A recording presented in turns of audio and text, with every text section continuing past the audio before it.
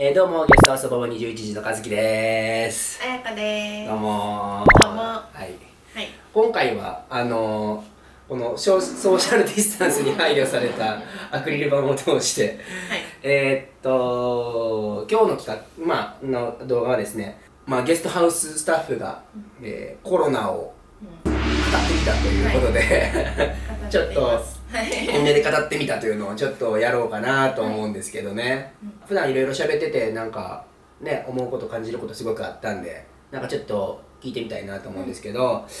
でまずな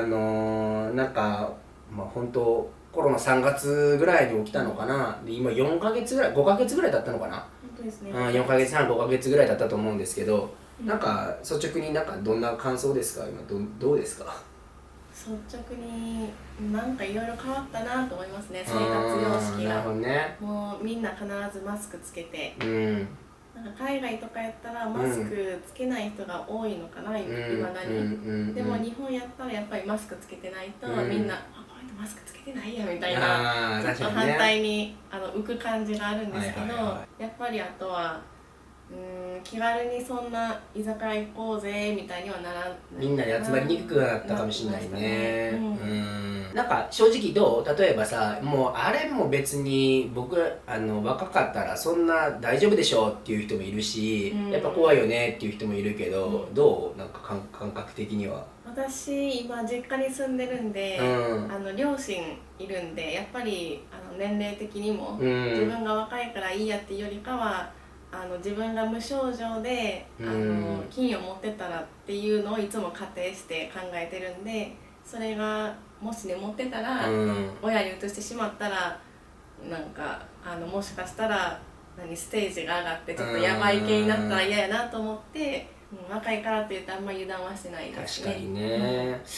確かになんか僕もやっぱりその被害者になりたくない、つまり感染したくないっていうよりは、させたくない、加害者になりたくないよね。やっぱり地域なんで、ね、50代60代70代の方とお話しさせてもらうこととか、普通に交流とかもあったりするし、ね、そこでそれはちょっとすごく怖いよね。なんか物申すまでいかんくては国はどうですか？国は各国それこそ僕らはね、あやかちゃんね、もちろんカナダの情勢とか調べてるやろうけど、いろんな国の情報とかいろいろあるじゃないですか。アメリカがどうとか、なんか日本だけ見るっていうよりはなんかいろんな国ありますけど、なんか思うこととか感じることなんかありますか？やっぱりまだ日本は甘かったんかなと思いますね。なんかアメリカとかはなんであんなにね、死亡者数が多いのかちょっといまだになんでなのなと思うんですけど、あとその、自粛期間中に外出たら罰金とか、そういう制度もあったりしたんで、それに比べたら日本はかなり緩かったんかなと。ほんまになんかルールは緩かったけど、お願いでみんな頑張って我慢したっていうね。でもいいよって言われて出たらやっぱまた増えちゃったっていうね。なんかアメリカでいうとやっぱり各州ごとにかなり違うみたいで、例えばすごく有名になってたニューヨーク州のクオモ知事がやってるニューヨーク州なんかはちゃんと新規感染者数がもう1回ピークから増えて増えないっていう状況になってたりとか、なんか国でいうとニュージーランドとかね、台湾とかね、アーダーン首相めっちゃいいよね。すごいよね、アーダーン首相。やっぱニュージーとか台湾はその一旦ほぼゼロで、新規感染者が出たとしても完全に空港で外から入ってきてる人だけで、そこで隔離完璧にできていて、市中感染が起きてなくて、もうほぼ市内経済はほぼ以前と変わらない生活してるっていうぐらいなんで、やっぱりそのゼロ付近で抑えてくれてる方が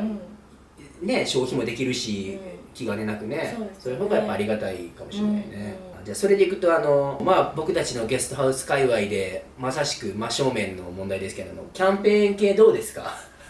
いろいろキャンペーンありましたけど、福井のお泊まりキャンペーンとかね、嶺北キャンペーンとか、GoTo でね全国 OK みたいな、東京除外みたいないろいろありましたけど、あれどうですか？あれはなんかなくてもよかったかなと思いますけどね。はっきり言って、だってあれもなんか政府が言って、でもほとんどの国民はなんでそんなことするんやっていう人が多かったんで、ありがたいねんけどな。やっぱりこの中で来てくれる人はやっぱりほんまにありがたいし、お客様は何にも悪くないねんけど、でも福井県のさ、体温計配ってくれたらよくなかった？あれよかったですね。ピーっておでこで熱測るやつを無料で福井県配ってくれまして、宿泊施設に、全宿泊施設に、やっぱあれでね、ちゃんとやっぱ36度1分だって出てたらめちゃめちゃこう気が楽になるよね。